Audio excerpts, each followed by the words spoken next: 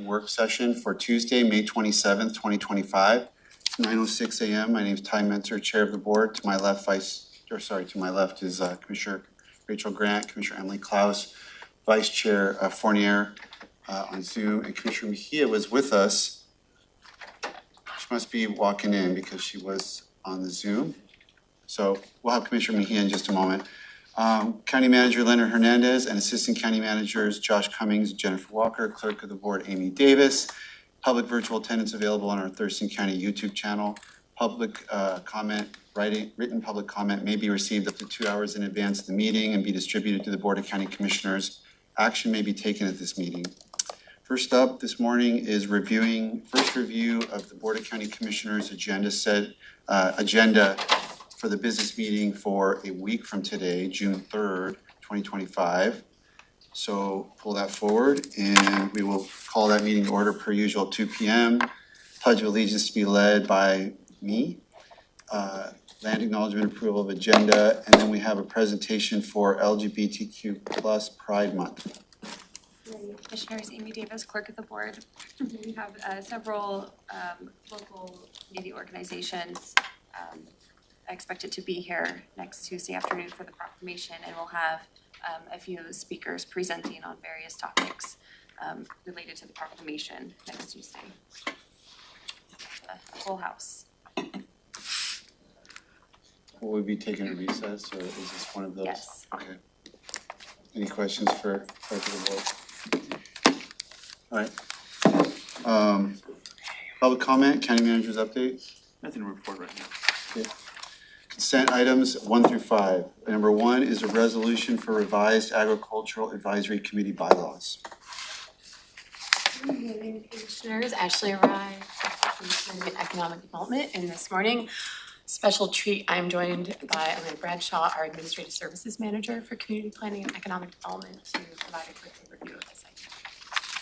Good morning. So based on the e-brief sent to the board on March 27th of this year, the CPED is proposing the bylaw updates from the Thurston County Agriculture Advisory Committee. They're excited for the board to officially adopt their updated bylaws, which include changes to membership structure of the committee and officially establish the youth member. Happy to answer any questions that you may have.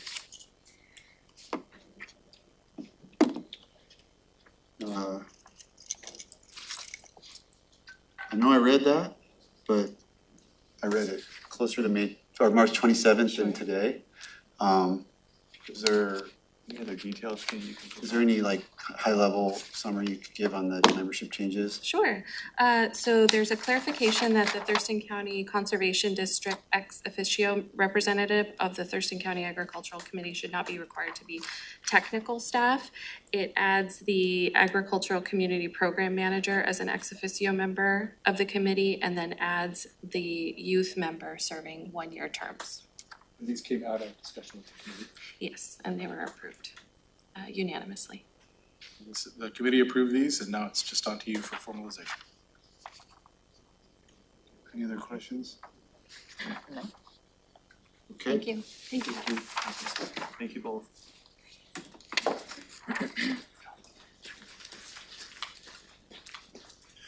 Okay, item 2 under consent is Black Lake Regatta application. And I see Sheriff Sanders. Sheriff, are you here for this item? Yeah, I'm here. Okay, you're up. Sorry, I couldn't hear you quite a little. Was this a DUI one? No, this is Black Lake Regatta. Oh, yes, Black Lake Regatta. Yeah, I'll let Under Sheriff Mencius talk to you here. It's just. Good morning, Commissioner. This is just the dates for the closure of the lake. This is the normal permitting process. We've done it several times a year for the past, I think, 10, 15 years. We usually do them at Black Lake, and then we also have Lawrence Lake. This one is for the Black Lake Regatta. The packet is completed. We've reviewed it all, and they have everything set up to be in place. Any questions for the Under Sheriff on Black Lake Regatta? Okay, thank you, Under Sheriff Mencius. Let's go to our next item, which is number 3, request for proposals for electronic commissary for the Thurston County Corrections Facility. Back to the sheriff's team. Yep, this one is just going out to RFP, which is a standard update in our contract. Questions? I have a question. Yes. What is electronic commissary services compared to what you have now? Is this something new, or are you trying to continue something that you already have going on? This is a continuance of an existing program. Okay, are you just changing like vendors, or? The contract has expired, so we have to go back out to we have to go back out to RFP to open it back up again to everybody. Okay, awesome. Thank you. Yep. Okay, items 4 and 5 are voucher lists from May 5th and 12th. I hear no questions on that. We'll move on to department item 6, central services, amendments to procurement policy 201 and attachment A, 201-01. Good morning, Kim Burnett, Central Services Director. We're requesting approval to the resolution to amend the Thurston County Procurement Policy 201 and Attachment A, and also to remove Attachment B. These changes were made to incorporate 2024 legislative changes and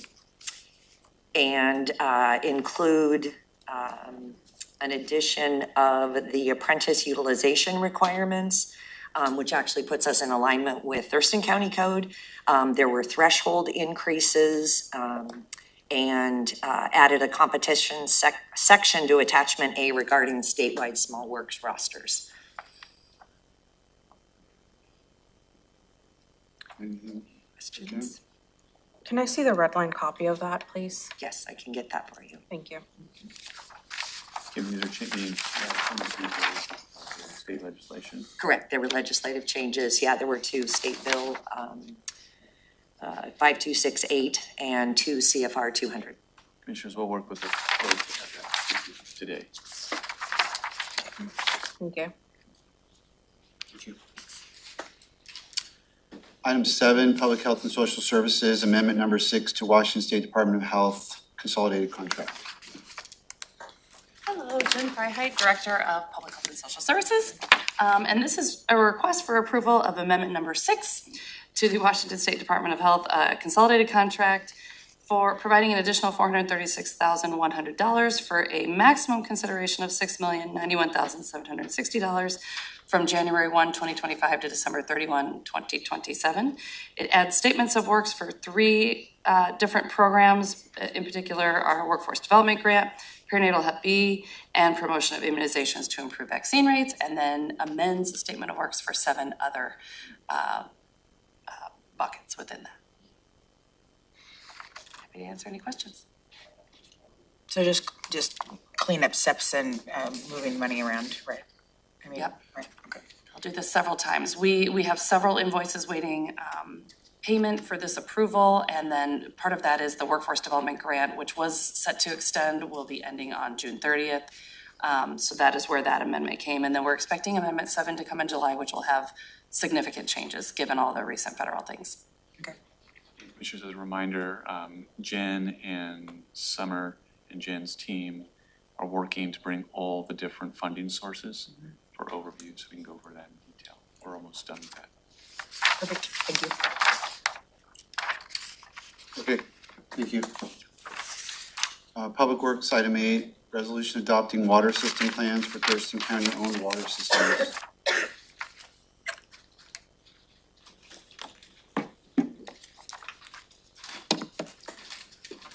Good morning, Commissioners. Karen Weiss, Thurston County Public Works Director. To my right, Tim Wilson, Water Resources Manager.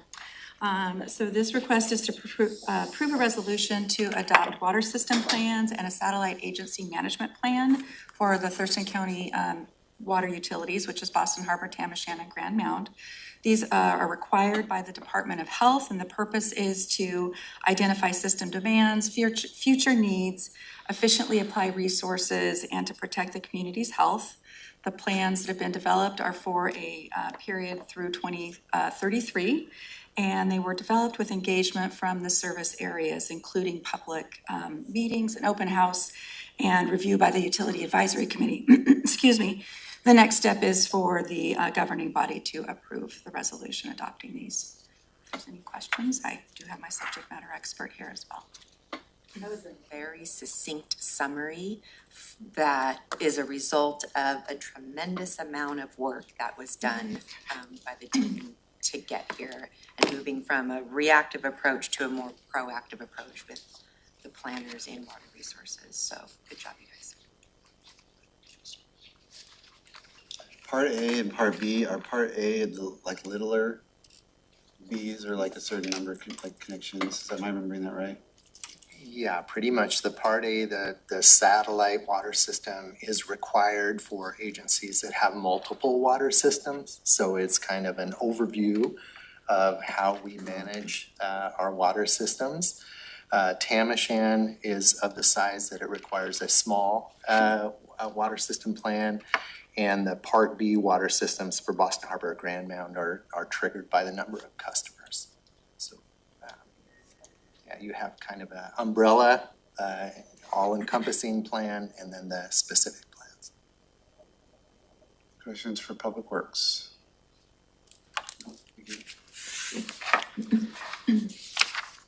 More Public Works. Contract award for Shawn Drive at unnamed tributary to Dempsey Creek Fish Passage Project. Matt Unsman, Thurston County Engineer. Public Works is requesting to award a contract for the Shawn Drive at unnamed tributary to Dempsey Creek Fish Passage Project to Simmons and Sons Contracting from Montesano, Washington, in the amount of $849,854. We received 9 bids for this project in response to a call for sealed bids. The project includes replacing a 3-foot culvert with a 33-foot prefabricated bridge. This will open up an additional 1.7 miles of upstream habitat.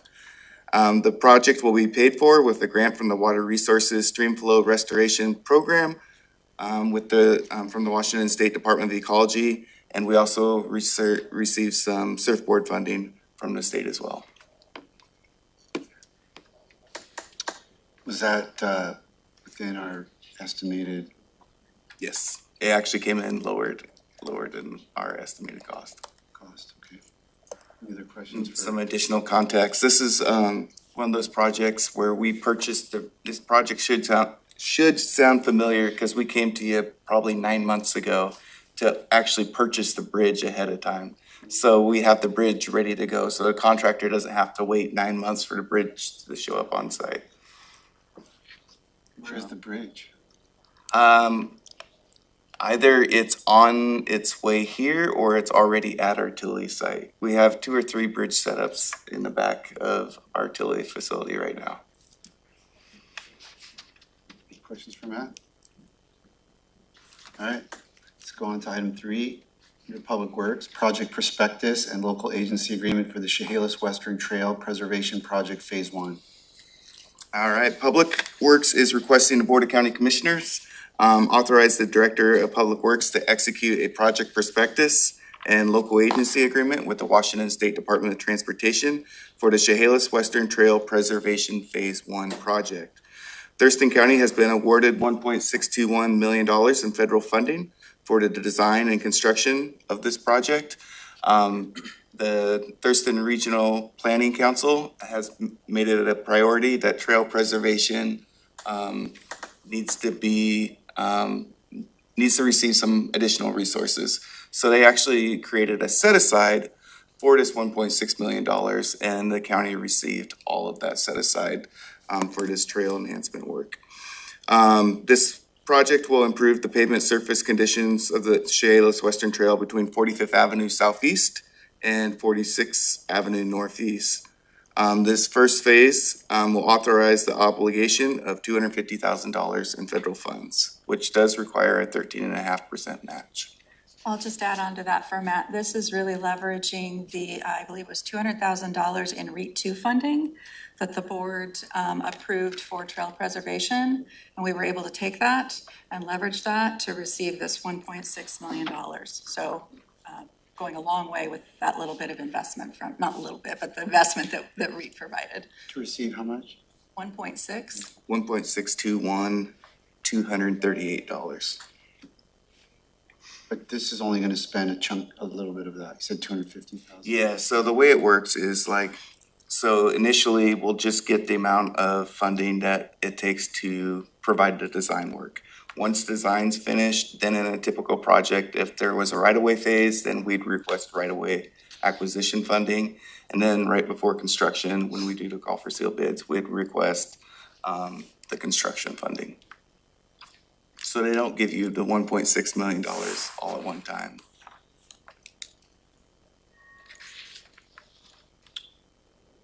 They authorize per phase. There's agreements and they authorize per phase of a project. The project prospectus, is that to cover the whole? That covers the whole project. So what we'll do is we'll enter into a local agency. So there's a project prospectus, which covers the whole project phase, but then we'll do a local agency supplement, which is just for the design phase. So that's supplement 1. Supplement 2 will be when we go to construction to request all of the construction funding. I was just thinking about how we can like let the public know kind of, you know, what a big project that we've acquired this funding for, because they're only gonna see little.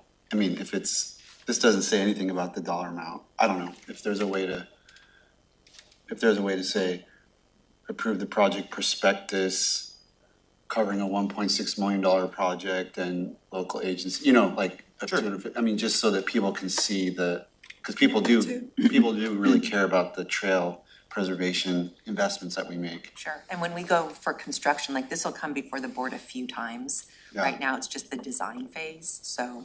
But it may not look that significant each time if it's, you know, We can work with Amy to add something into just that, to something give in the there to show the scope of what we've been able, what you guys have been able to accomplish. Sure. With this, I think people would love to see that.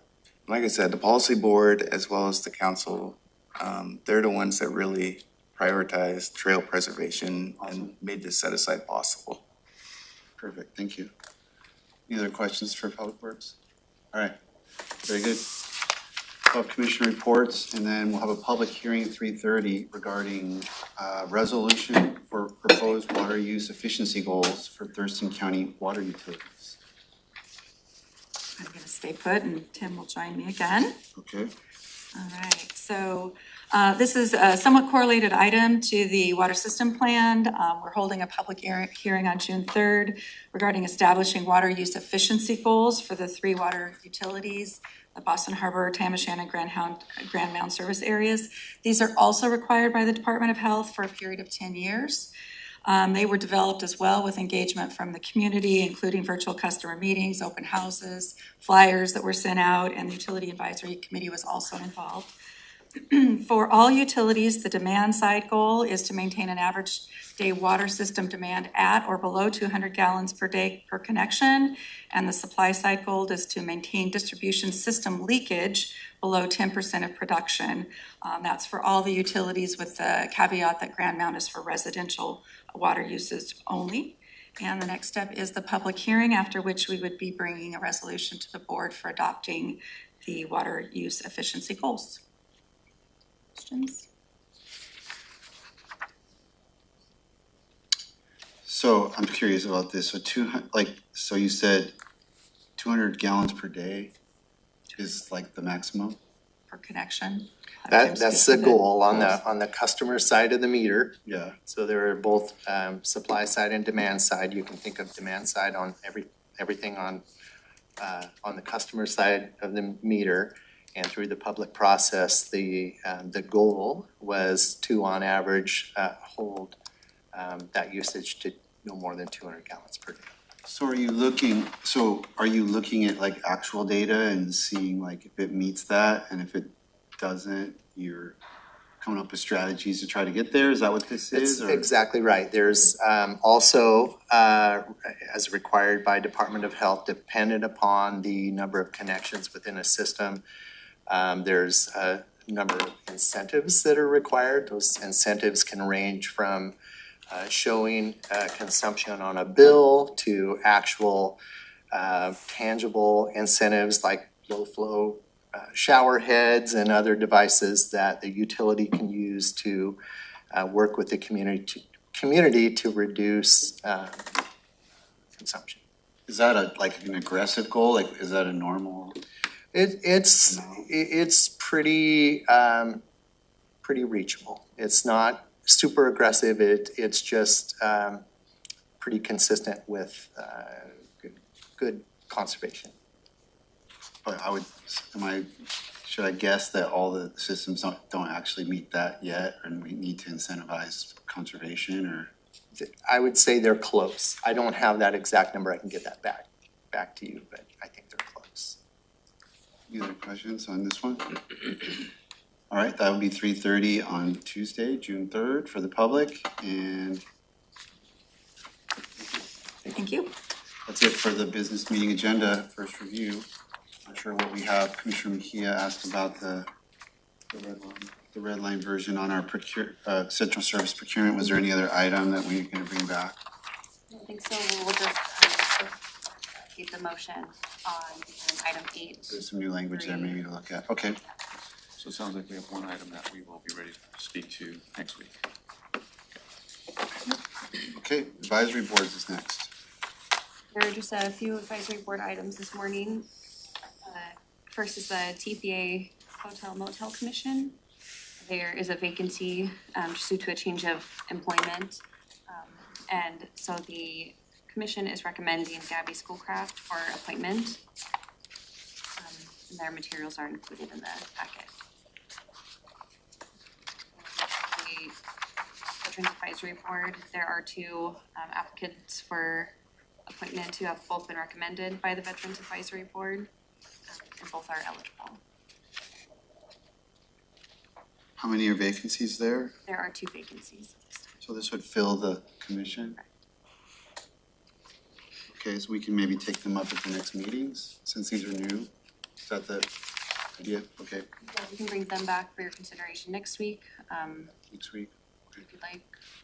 Next week work for everybody? Yeah, I'm ready to move forward on Gabby Schoolcraft. That one is so very specific to the TPA. It has to be from a hotel motel area, and so those are usually recruited specifically for the TPA.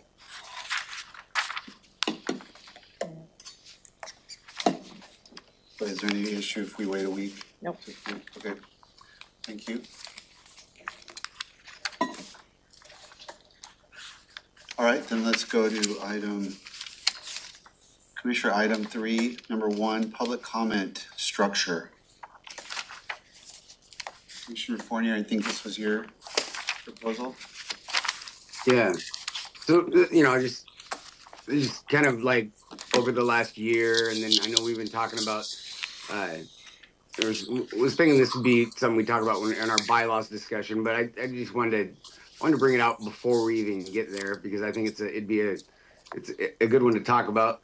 I feel, and I'm not sure if this was like sent out to everybody, kind of the proposal, that we could do a better job structuring our public comment period, and do it in a way that helps the public understand the purpose, the intention, and then also opens up for better dialogue with the public. We've had meetings where we've all sat through 2-3 hours of public comment, and sometimes the stuff isn't even about things that we're talking about on the agenda. And there's many places that in their business meeting you can only do public comment on issues that are on the agenda. What I'd like to propose is that we come up with that we adopt like a hybrid type policy, where we clarify and create opportunity for more public comment, but more directed public comment. And so you do 2 public comment periods, and you have a formal public comment period at the beginning where we have public comment now. And in that public comment period, we say, this is public comment period for you to come in and speak on items that are on the agenda tonight for the commission to adopt, review, and talk about. So, your you'd be retaining the current placement and you'd be limiting the comment to items only listed on the meeting agenda, that's totally compliant with OPMA guidelines at that point. And, you know, you still have the same no engagement, no back and forth. That would prioritize the issues that are priorities for the board, making sure that they get opportunity for public comment first. Because if we're talking about one of the agenda items and we get sidetracked by public comment that is, not even about items on the agenda, it throws off all of the work that we need to do for the county. That being said, I don't want to toss out the opportunity for people to be able to come in and talk about whatever they want. I just think we should make space for that at the end of the meeting where there's some flexibility, and it would give the chair, if we've been there for 4 or 5 hours, it would give the chair the ability to perhaps say, okay, we've had our meeting, we've conducted everything, maybe we're going to call it a night, but we're not going to lose any agenda items. Or it would and I do think it also, having it at the end of the meeting when we've dealt with all the business, it allows a little more flexibility for us to actually address some of the items that a public commenter may have, to where we could more easily refer it to the staff or give them proper guidance on how to get their problem solved. Because if somebody comes in and they've got a valid problem and they're coming to the commission, but they should really be over in permitting, it's hard for us to then, help them without putting them on the spot and telling them that they are barking up the wrong tree and in the wrong place. So I like it for those reasons. I actually did this in Tenino after becoming mayor, and I also felt that I also noticed that it created opportunity, having that second open public comment period, to where, maybe we do something, we make a decision that a member of the public likes or doesn't like. It also gives them the opportunity to, have some final comment on actions we've taken. So, it's something that I wanted to throw out there for folks for discussion. Commissioner Mejia. Thank you. Thank you, Commissioner Fournier, for sending this over for us to review beforehand. I have a couple of just comments. I'm not opposed to the idea. When I first got on the board and I became chair, I think I pushed from 3 minutes to 4 minutes on public comment. I tried to convince the board to go to 5 minutes, and we settled in at 4. And so, I think any time when we're talking about public comment, any ideas to expand, I'm always open to it. So I appreciate you sending those.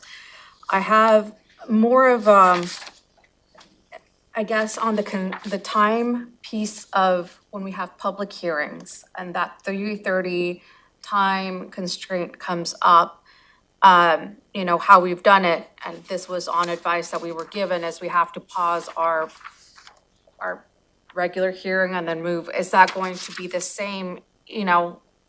I'm just wondering if we're in the middle of the second piece of public comment, are we going to have to pause public comment, move into the public hearing? The structural pieces, I guess, one of the pieces where I'm a little bit, maybe I'm getting into the weeds a little bit. I would put the final public comment right before the final meeting adjournment, which would be after the public hearing. So it would have to, okay. One clarification. So if the final public comment fell after public hearing, so we adjourned the board meeting completely and then opened the public hearing as sort of its own separate meeting. So then that public comment wouldn't necessarily be on the agenda. for the 2 p.m. board meeting. Yeah, no, what I'm wondering is there's been times where board meetings have run long, and past, basically, we're still in a department item whenever we have a public hearing. And so we pause, recess our regular BOCC meeting and move into the public hearing because it's been noted at a specific time.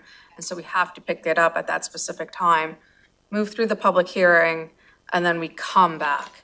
And so I'm wondering if we're in the middle of the public comment piece, the second piece of public comment and we're at that 3:30 time, what's going to be the process that we're going to follow? Are we just gonna tell people who are signed up, just wait until we're done with our public hearing, continue to wait, or are we just going to go ahead and cure out all of the public comment that's signed up at that time? I think the public hearing has to be when we post the time. Yeah, the public hearing, it's a good practice to keep the public hearing at the time specific, because it keeps us in alignment with the public noticing. So yes, we would, like we have done in the past. Pause. In a few minutes, obviously there's like a little bit of flexibility, but yeah, that would be my approach as chair would be to. And if you have one person left. Yeah, well, maybe one person left, we're talking about 4 minutes, it's or 3 minutes or whatever. Yeah. Anyway. I don't see that as any different than sometimes. I'm just wondering, there's 40 people in the room, we might not start it till after. It's rare that we have that like volume on random topics, they're not, anyway. I think it's a pretty interesting idea. Commissioner Fournier has actually, and I have been kind of bouncing proposals back and forth. This is, of some of the ones we discussed, to me, this is the most workable. Because it does some of what Commissioner Fournier is trying to do, but it still preserves like the public's absolute ability to, talk about anything. Maybe we try it as a pilot, so to speak, try it for like 3 meetings and see if we like it and agree to revisit it. That's one idea. I'm always willing to try a new, if it looks. How about like a 6-month trial run? Anyone else? Commissioner Klaus? So if we're having conversations about bylaws, and Commissioner Fournier kind of started out saying this is pretty related to the bylaws conversation, but we're front loading this because, there's new ideas and thoughts, and I like the idea of trying to expand opportunities for the public to come make comments to us. So I definitely think this is worth considering, but if we are having conversations on bylaws, I think that this would be a good thing to keep in those conversations. I've also heard, other suggestions in the past, like, informally, I've heard Commissioner Grant kind of mention like, hey, it'd be cool to give our report outs at the beginning of the meeting so that people who are here can hear them. And I thought that was a good idea too. So I think if we're gonna be like piloting new structures of the agenda, then maybe we should think about what commissioners' goals are with how we're structuring the agenda and kind of try to like fit everything together if we're gonna be changing something. So that's kind of how I feel. I like the idea of 2 comment periods. I do think logistically at the end, when we have public hearings, it could get a little bit messy, but we don't, like the chair said, we don't really have a ton of people all the time on random issues, so that would be probably really rare that we run into something like that. But I'm a little hesitant to like give a thumbs up on piloting this right away. If we're having conversations on the bylaws, I just think that the less we like kind of shuffle things up in the agenda, the better, just for like efficiency and clarity to the public. Like if we were to do a 6-month pilot on this, and then somewhere down the road, either during that 6 months or after, if we consider changing anything else on the agenda, I don't know. I just feel like it could get kind of complicated if we're making changes like that super frequently.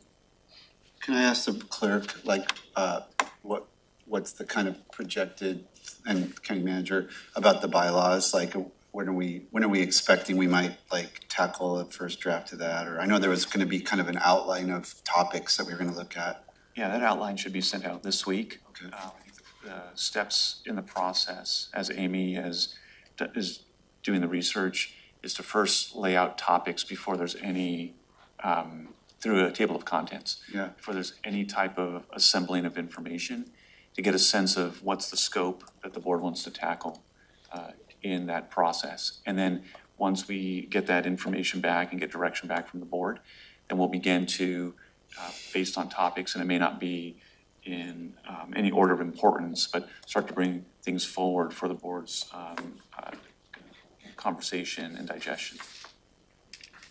Commissioner Grant? Sure. Well, I'm fine with it. I mean, I think that,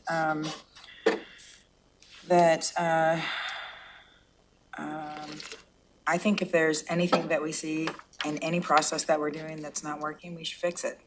So that's just how I am. And, so, you know, I think that it's a decent idea, and I think it's that, you know, it's worth a shot. So, you know, so I'll support this. You know, I also like it because, you know, I think the idea around, and I think what you're alluding to, Emily, is that, you know, I mentioned, you know, I do think my point of doing the commissioner reports earlier in the agenda is, you know, is to make sure that there are actually people in the audience to hear that. Well, the people who maybe will do public comment on general matters will be in the audience if we do this switching. So I think that's They're always out there listening. one good thing. You know, I mean, I know that. I mean, but I also do think that, you know, we can be thinking about that down the road when we get bylaws in place too. But I will be, you know, I just feel like the more we, I would like to be tweaking things like this, the more, I think it's a good idea. I think if we see something that might work well, we should make these adjustments as we see them. So I'm okay with it. Commissioner Claus? One question I have is like, would putting the public comment on well, I actually have two questions. Would putting the public comment at the end on general matters discourage people from coming to talk about general matters if they had to wait through a whole meeting? And then as like the chair, I guess it would depend on who the chair is at the time, but if someone starts giving a comment on something not on the agenda, are you gonna cut them off and say, sorry, you have to wait till the end of the meeting? Yes. Okay. Well, I mean, I've seen that done. I've actually, like, the Building Code Council is a good example. The port, you know, that they have a public comment, they have a separated one. And then there's times where it may not be at the end, but like there is like, this is for comments on this agenda item. And if somebody starts talking about something off the agenda item, I mean, you know, now people can be, you know, again, Commissioner Fournier, I've had a couple of conversations about this. I mean, if people want to be, not follow this, there's ways that they could try, but that's going to be up to the chair. You know, that was one of the hesitations I had. I was just thinking through all the ways that, you know, I could be called in to try to enforce this in a way that, you know, might not be so pleasant, but that's just, you know, that's just the job of the chair. So I think that I've seen it, you know, in other committees and it's manageable. Commissioner Fournier. Yeah, so I don't believe it discourages public comment. I believe that it clarifies the purpose of public comment, because it was more disheartening than frustrating to me when somebody comes in that is like honestly concerned about something and they don't know where to go, and they come in and they give public comment on something, and then we're really not supposed to talk to them. Like, we're not supposed to engage. The meeting that we're having at that point is not a meeting between the county and the public. That's not what's happening. We're not holding court. We're not holding open court for people to come in. The meeting's purpose is for the county commissioners to meet and deliberate and talk about the things that are on the agenda that we've sent out to the public and told them we're meeting and we're making possibly final decisions on. And, oh, hey, by the way, If you have something to say about these things before we make a decision on them, here's your opportunity. So that's what it like hardcore boiled down to.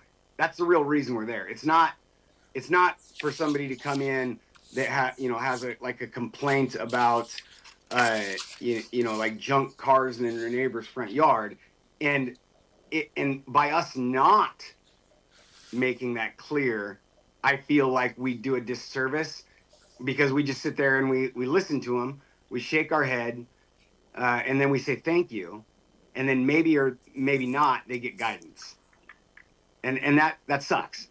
So if you manage the expectations, you make it clear why we're there, why that public comment is there, and you give the chair a script.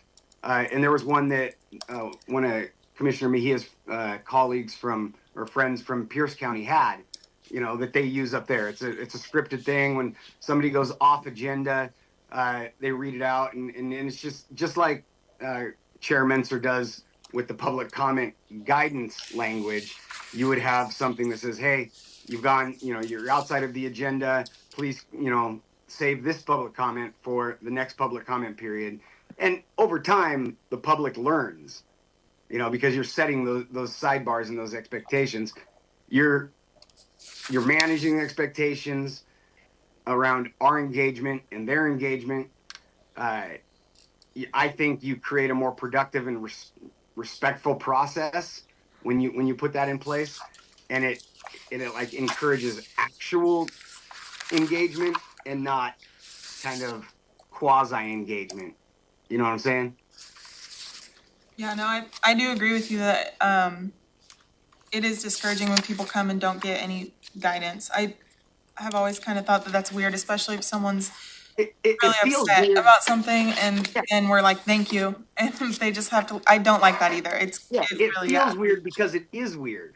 Yeah. And so things are disjointed, and that's not how it's supposed to be, right? Because the meeting, and this is a hard concept sometimes for people to understand. The meeting is not between the county commissioners holding court with the public.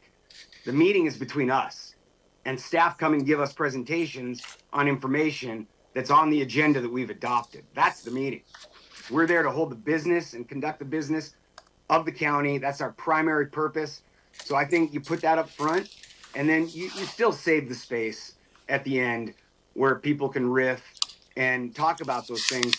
And so you're being, it's like structure light. And so you're adding the structure, but you're still at the end kind of, saying, okay, yeah, you can come in here and you can talk about your frustrations, and we'll let you vent. But we're putting it at the end so that we can make sure that the assistant county manager has the time to meet with you afterwards, or can give you the business card and doesn't have to chase you down before you leave, because that and I know you all see those interactions. Josh and Jen, they do a great job trying to, bird dog those folks and help them, but we're not structuring in a way that is really conducive to that. The public hearing comment, everything that I'm reading, sorry, from the MRSC is that public hearings need to occur during the meeting, before the meeting has been adjourned. And so, my suggestion would be, we run the agenda, the public comment, or the public hearing occurs during the agenda before we adjourn the meeting at the time that's designated.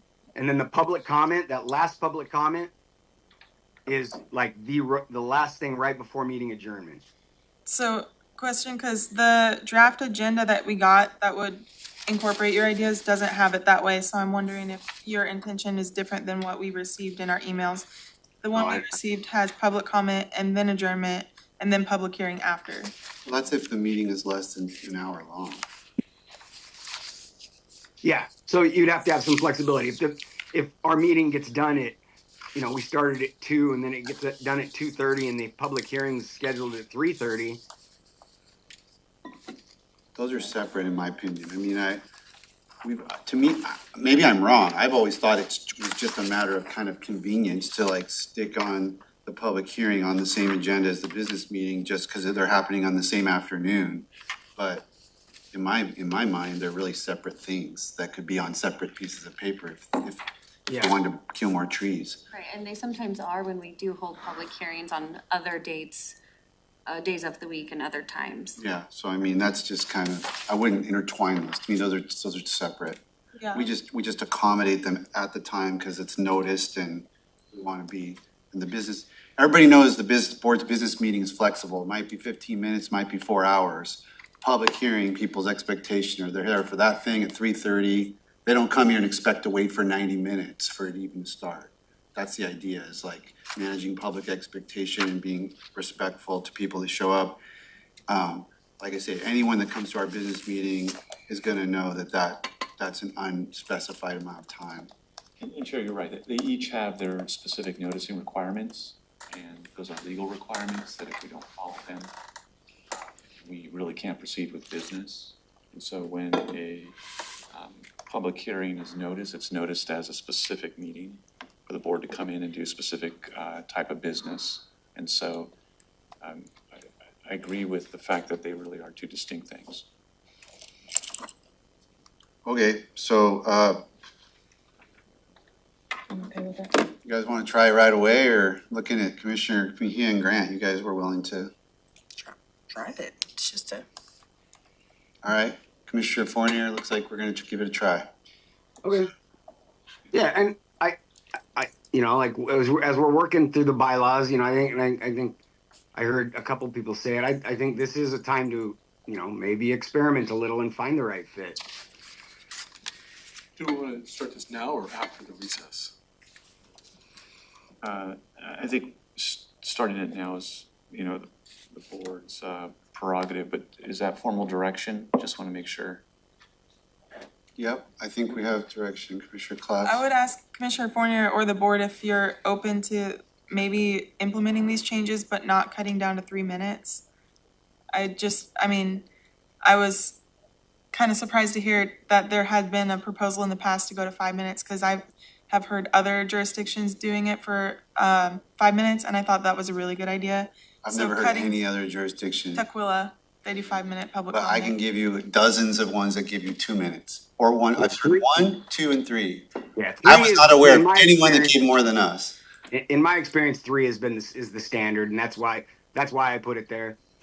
I always did 3 minutes. The meetings that I've all gone to is 3 minutes, and I think, I mean, I'm whatever, you know, but I see this as expanding, you know, opportunity.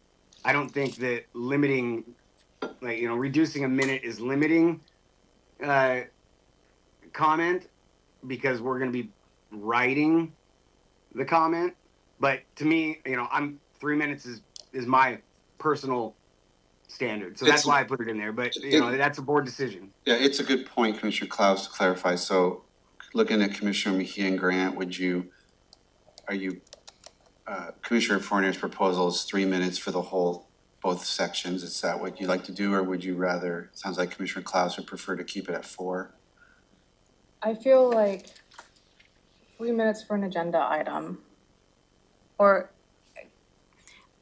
Both. Yeah, my thing is, if it's both, right, it's technically if there's a person who's coming in for both sections, right, then all of a sudden it's 6 minutes. Coming from the experience of where the budget was done, after each section, we had public comment. We heard just from one person for, what was the time that we ended up hearing? Like 2 hours. 2 hours. And I don't want to also overshadow other people who are here to make public comments. So for me, I would say either 3 or 4. Like, I'm fine with 3, but not 4 each section. Because then we're hearing only from one voice instead of hearing from a variety. I mean,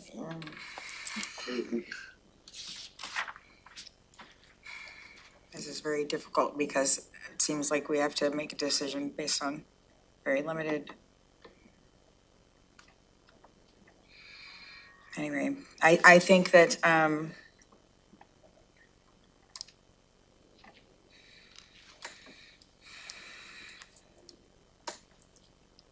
so explain to me what you're saying about the budget, that at each section, there's a. We had a process at one point where, like, there's public hearings on the budget, and it's like we've done it like 4 different ways over the years, but one of the ways was like every single department's budget, there was like a new public comment period, but we only had one person who is coming for each section, and they gave sections, and there's like 21 different budgets. And they got, we had 4 or 5 minutes, whatever, a thing, because they get to ask questions, and it was just like, it just added up to obviously that's an extreme example because, it's got a particular structure. Commissioner Mejia was just making that analogy, but it would be different, but it's a miniature version of that, where if it's one person trying to maximize, public comment time, and then now they've got 8 minutes instead of 4. And if a handful of people start trying to do that, then, and you've kept the 4, but you've doubled the number of times. Now you've given everyone 8. Theoretically, if somebody wants to come in and give maximum comment, you've given everyone 8 minutes. There should be in the rules, it said no repetitive comments. If you had a half dozen people to do that, you've just given those people an hour of a board meeting because they've each taken 8 minutes. That would be like sort of an abuse of the structure of what we're proposing here is, I think, what Commissioner Mejia and Fournier are talking about. Commissioner Klaus? Do you guys, sorry, go ahead. Oh, it's okay. Do you have a question? Do you really feel like it's gonna be abused, or, May I? Yeah. So, yeah, Commissioner Fournier. For the person that is really engaged, that really wants to utilize this, and I'm going to assume, that with good intentions, the person that really wants to utilize this opportunity to engage, with my 3-minute bookend proposal, you're giving them 6 minutes to come in and maybe they want to come in and testify on something that we're talking about that they're completely against.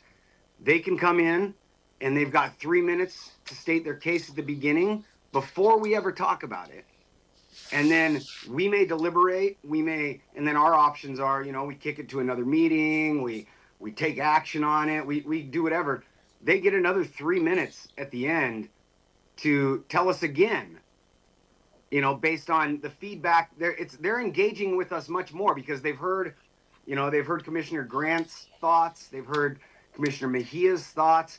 They're able to assimilate those and adjust their perspective, and then give another public comment period at the end on that same thing. So while I'm suggesting we go from 4 to 3, you're really creating 6 minutes of engagement for somebody that's using this properly. So if you keep it at 4, you're bumping that to 8. So, and that's board prerogative. My suggestion, my suggestion is we give this a 6-month trial. Keep it at 3 minutes bookended. We've got to have some language for the chair to be able to make sure that the expectations are made clear, because for you make any changes for 2-3 meetings, you're gonna have people that have to adjust how they interact, and we've got to make space for that and be show a little grace because we're changing, and ask that they show us some grace because we're adopting. So that's where I'm at. Commissioner Klaus. I think that Commissioner Fournier raises a lot of good points, and I think that this could be really helpful. I would really like for us to wait until after the next meeting, so that maybe for the county manager's updates at our meeting on, it says January 21st. June 3rd? For our next meeting. This is just this was the Oh, example. this is the example one, Yeah, okay. June 3rd. Yeah, so at our next meeting, if the county manager's update could include hey, starting next time, we're gonna be moving to this new structure. That way, the public has a little bit of. Warning, it's not a bad idea. I love that idea. Yeah, I'm okay with that. I think that's good. And I think I'm gonna, because I wanna try to, I'm not sold on it like forever, but I think I'm leaning toward the 3 minutes each section, just to try the proposal as it's laid out, and then, we could always make that adjustment at any time. Commissioner Grant? Yeah, so I had to thank you for kind of reiterating it all, because I'm just trying to really think about what this is gonna look like in the process of it. But I will say this, that I think I'm okay with if we need to decide on 3 minutes for each of those, but I would say that would lean more towards 4 minutes each. I think it's our job.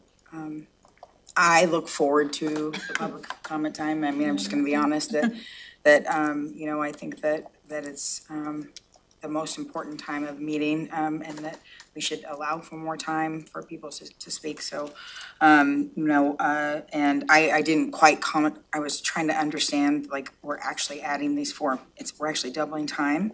And so for me, 4 minutes on each end is fine, but I'm also okay with, if we're thinking that 3 minutes, a test run on 3 minutes is what we think we should do, just to kind of keep things moving for now. I'm okay with that too. County manager update for June 3rd. Okay. I would agree with Commissioner Grant, like, anytime I hear something new in public comment, I love it. Yeah. Unfortunately, about 70% or more of public comment is the same thing that we've heard from, Right. and I don't love that as much. But that's part of the job and part of the process, but. I just hate to take away a minute from one single bit of anyone sharing something with us, just for.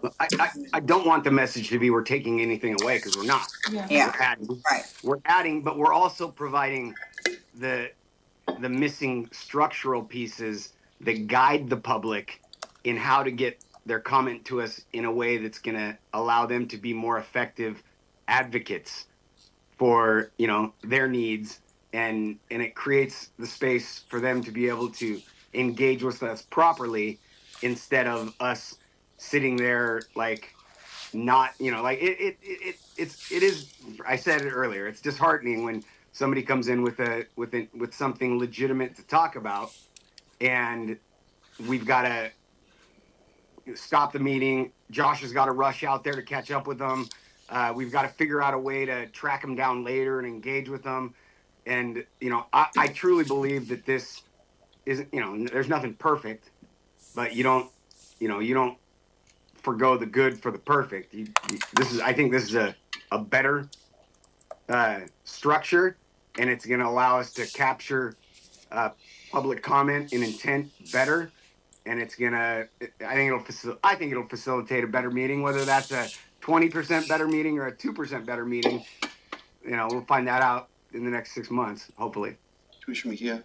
Yeah, I will say that I don't think there's anyone here on the board that doesn't like to engage with their constituencies, doesn't like to hear from the public, right? I think that's why we're all in this position that we're in. But I think coming from 3 minutes and then moving it to 4 minutes, the level of people who actually come for like an actual issue or to say, they don't use usually the full 4 minutes. It's usually less time than that. And I know Chair Menser has been very kind with, if someone's like not finished with their statement, he'll let them go a little bit longer just to finish out their statement. So I think that it just comes down to the chair's prerogative, right? But Ty has let them go on, and he'll give them reminders, and so I'm kind of in agreement with the 3 minutes, and then we can reevaluate, and if we believe that 3 minutes is not enough and we're cutting people off, then, the board can come back and say, let's expand it to 4 minutes. Yeah, if we're hearing something that we have never heard before, I mean, you will notice that I will let that person finish their Yeah. statement. I only try to cut people off if it's like we've heard this several times before, and I'll always give them hey, please finish your thought. And if they, at that point, if they're not being respectful of the direction, then I'll try to step up my enforcement a little bit, but it's rare that has to happen. Commissioner Fournier, did I see your hand? I think it was just thumbs up. That was a thumbs up to what Commissioner Mejia was saying. Oh, okay, Commissioner Klaus.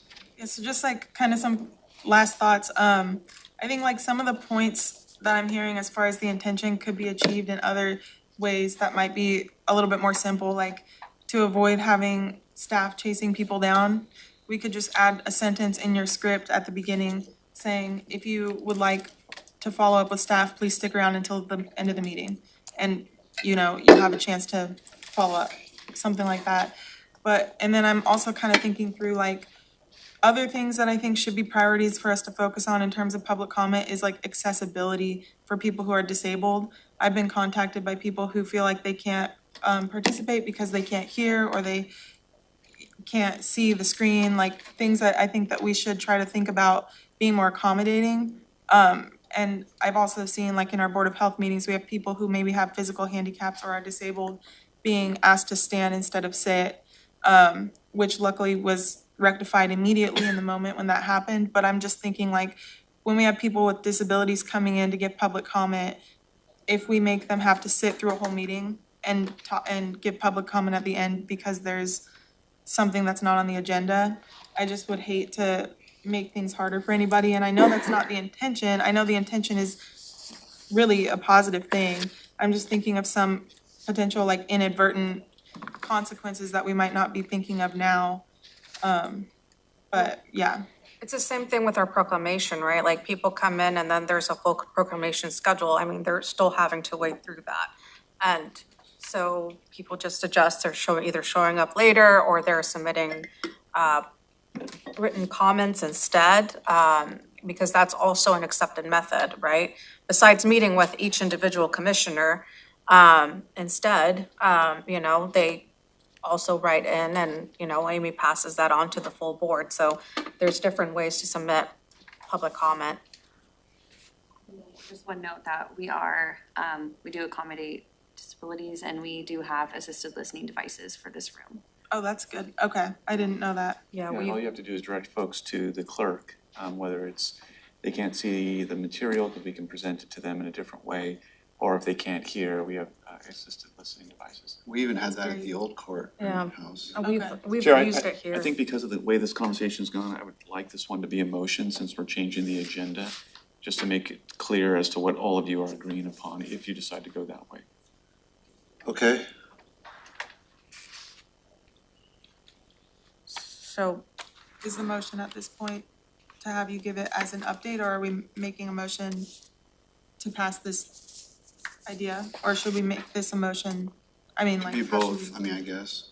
There is no The motion. motion could be to adopt a new, so I'll move to adopt a new public comment structure on a 6-month trial basis, where there will be 3 minutes of public comment related to items included on the agenda at the spot that it normally falls on the agenda, and a second public comment period at the end of the agenda before adjournment related to any general matter that may come before the board, also of 3 minutes.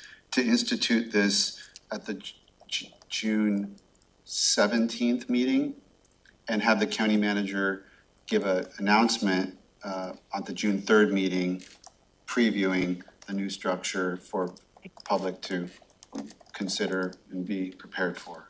I'll second. That's a long motion, but there it is. There's a second. Okay, discussion on this motion.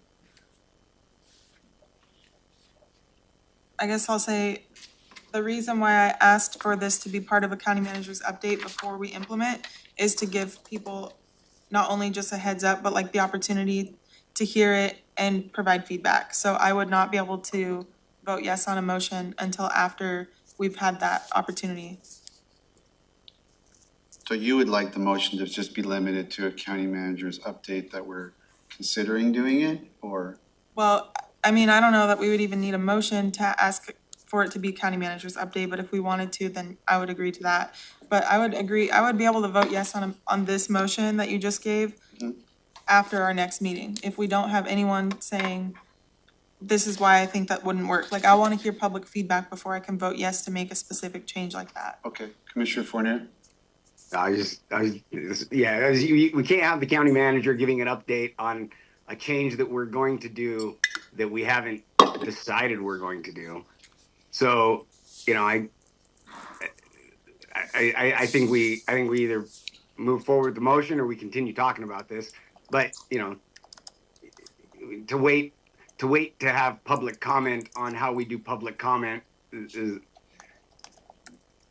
you know, I guess that's something you can do. I'm cool with moving forward with the 6-month trial. And in those 6 months, we'll get public comment and we'll get thoughts on if it works worse or better.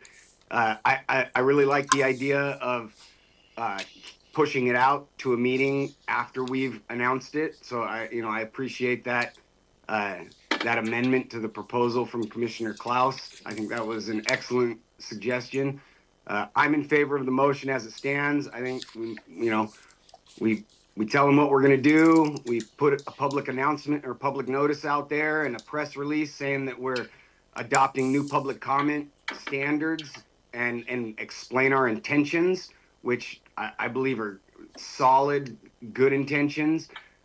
We put out there that it clarifies the intent and it provides better structure to allow for better engagement, and we think we'll get a better product. And then we move, and that there's going to be a 6-month trial, and in that 6-month trial, we'll have 6 minutes per meeting where somebody can talk to us about it. Any other discussion? Call for the vote on the motion. All in favor, say aye. Aye. Aye. Opposed? Right. 4-1, that motion carries. Manager, you good? Yep, thank you so much for the direction. Let's go on to the last item for the morning, which is BOCC Code of Conduct and Confidentiality Expectations. We have drafts. Thank you, Clerk, for doing the hard work of assembling all of our different inputs and clarifications. Could we get, just really quickly, a printing of the code of, the confidential expectations without the red line? Yeah. Could somebody just print those for me really quick? We've got Code of Conduct I didn't without see red it. line, but not the. Yeah, that's but the not one. the confidentiality without red line. Yeah, we can get that right now. Sorry, I wasn't Thank including you. that. It'll be just a couple minutes. Yeah. So as you said, Chair, this is all the comments that we received based on the direction that the board gave the clerk to take those comments, streamline them down, and then send them to our prosecuting attorney's office for legal review. That was done, and what you have before you, and we'll get the printout for the confidentiality, are the final drafts after our legal review, and it's here before you for a decision.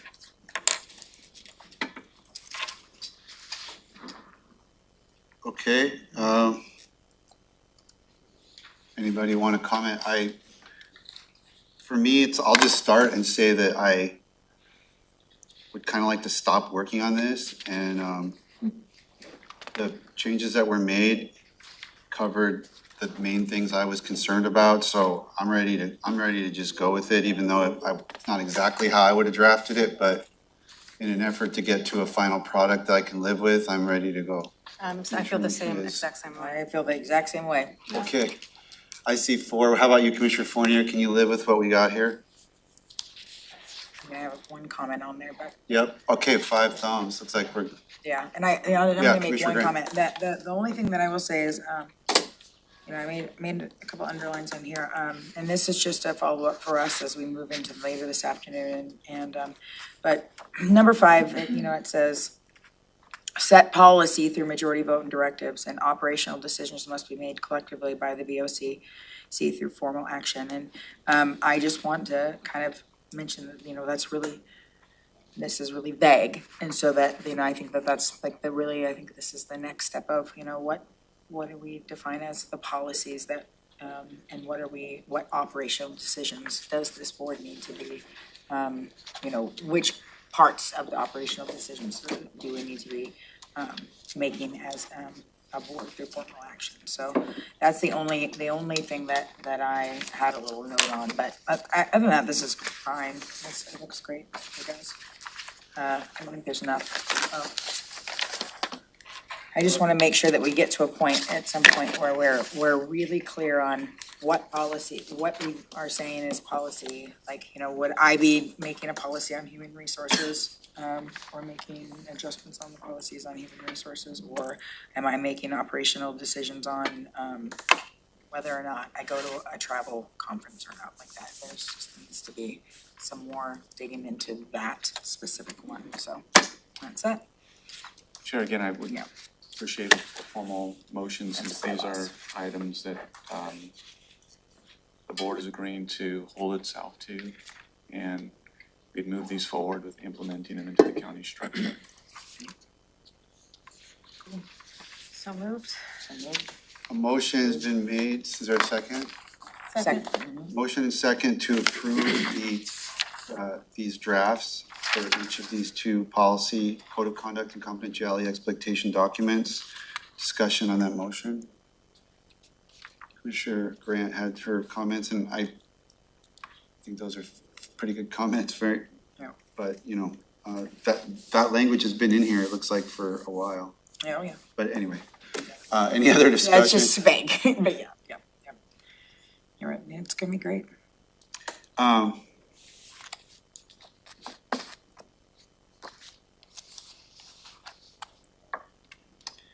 I would just, I've been thinking about what you said, and I'm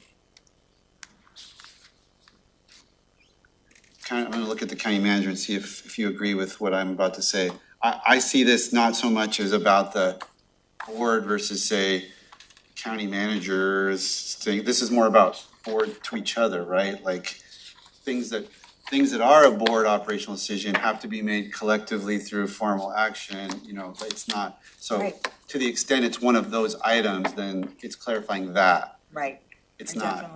definitely do understand that. Is that Yeah. how you read Yeah. that? The emphasis on number 5 is that things have to be done through a majority vote and not side conversations, Right. and not nuanced conversations that leave staff in a situation or other commissioners with a unclear sense of, did we decide on that or not? Right. And so it's not trying to define what is the policy, because we have county policies that have to come before the commissioners. The two angry commissioners So- don't go to the county manager Right. and then stuff starts happening. Exactly. Right, and so then my mind on this would be, so the policies as they are right now written, any policy that we have written is what we go by now. Correct. And so, and so until policies are changed through a majority vote and directive, we continue to work through. I mean, I'm just saying, so it totally makes sense. This is us to each other. We're saying that policies are as they are now until we change them, and any operational decisions. But I guess that's what, for me, it's very hard we have not written bylaws. We do not have anything that shows what is an operational decision for the county managers. There is no list of that, so. Well, but there is guidance about what the county manager operates within the organization. I think this has to do with. I meant discussed. I meant the county commissioners. Oh, not gotcha, manager. sorry. I'm sorry. Yeah. Yours is clear, Right. I think- this is unclear. Yeah, I think what we decided today about the changing of the agenda, to me, the agenda is a foundational piece in how we do business. So the fact that it came before all of you for consideration was the right move. And the fact that you made a motion, so it's clear, and everyone got to provide their feedback, it creates a level of clarity for us that we know this is a 6-month trial. We know that the timing was set. We know that there's going to be a county manager update. And so that starts to provide a level of understanding as we leave the meeting. We understand exactly what took place, because that hasn't always been the case, and it's caused some confusion in the past. And it's not because anyone's doing anything wrong. I think it's just sometimes there's a lot going on, so where we can be clear, I think it's clear. Okay, I'm gonna call for a vote on the motion. Restating the motion, it's to approve and adopt these two code of confidentiality and code of conduct documents, confidentiality expectations and code of conduct documents without changes from this final draft. All in favor of that motion, say aye. Aye. And that motion carries unanimously. Thank you so much. Thanks for everyone that That's worked. the end of the morning's agenda. Next up is a planning session. Does that start at noon? Yes. Remembering that right? Okay, so we're adjourned for the morning. We're back for planning session at noon. Thank you.